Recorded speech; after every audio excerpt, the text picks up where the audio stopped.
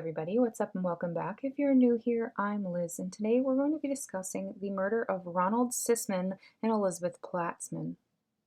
On the third floor apartment of a duplex building in Manhattan on West 22nd Street, 39-year-old Ronald Sisman and 20-year-old Elizabeth Platzman resided.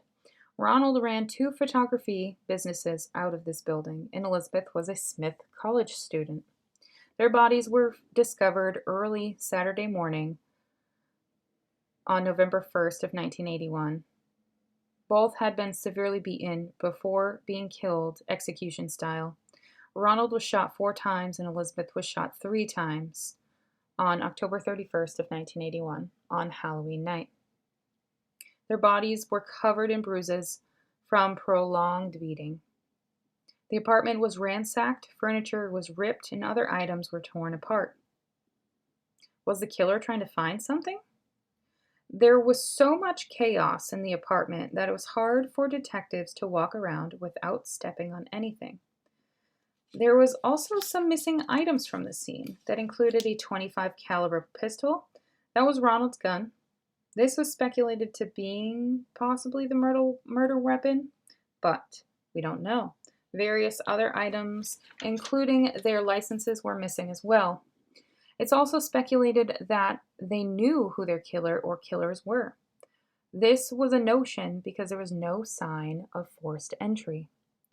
There was other speculation about whether this was connected to drug use. This came from Melanie Holler. Melanie Holler was an actress who had worked with Ronald, and at one time she accused him of trying to force drugs on her. This case was dropped due to her unwilling to cooperate with police, and this ideation was dropped due to not making sense with this style of murder. Apparently, an informant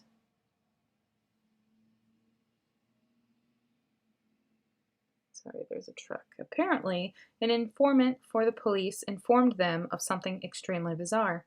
He said he knew someone, a fortune teller, who told police, mind you, this happened a few weeks prior to the murder, that David Berkowitz's cult was going to torture and perform a ritualistic killing on Halloween. He also went on to describe Ronald Sisman's house. Apparently, Berkowitz said that Ronald had a snuff video of one of the Son of Sam killings, and that this really made people rethink the possibility of him acting alone. Ronald was hired to record a video for this said cult, but hadn't told him what the film was supposed to be about. After coming to conclude the film, apparently Ronald wasn't happy, and rumors were that Ronald and basically that Ronald's association with drugs was still an issue, and that the cult believed that if Ronald went to jail that he would use the video as leverage to get a plea deal. When they talked to David Berkowitz in jail, he was then able to describe Ronald's house, even though he'd been in prison this whole time, and that him and Ronald Sisman had never met. Now, the fact that their licenses were taken away, this then adds to the thought that it truly was a cult killing.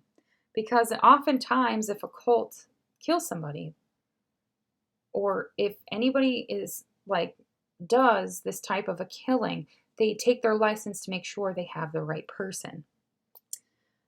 This case, to this day, is still unsolved. What are your thoughts? Leave them in the comments down below. I would love to know. That, my friends, is the murder of Ronald Sisman and Elizabeth Platzman. I hope you guys enjoyed, and I will see you guys in another one. Bye, guys.